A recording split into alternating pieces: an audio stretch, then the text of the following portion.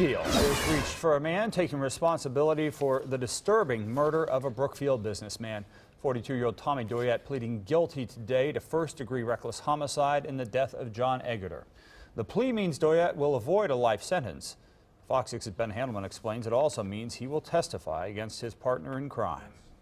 State of Wisconsin versus Tommy Douyette. Appearances, please. In a Waukesha County courtroom, 42-year-old Tommy Douyette came to make a deal.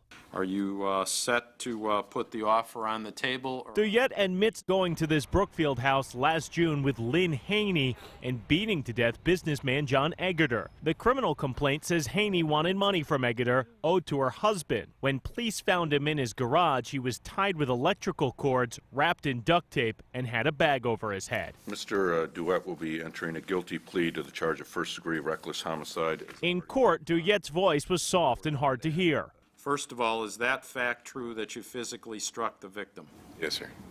Are all the other facts in the criminal complaint true and correct? Yes, sir. With a deal on the table that will come with a recommended 35 years in prison, not life, Douyette enters his plea. Mr. Douyette, to a now amended charge of party to the crime of first-degree reckless homicide, what is your plea? Guilty.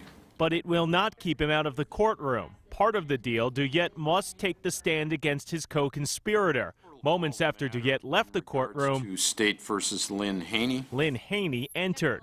There is no deal on the table for the woman accused of coming up with the idea. While discussing the trial start time, her lawyer gave us a possible preview of her defense. I believe at this point, based upon my most recent discussions with her, that perhaps a mental health disease defense exists in this case.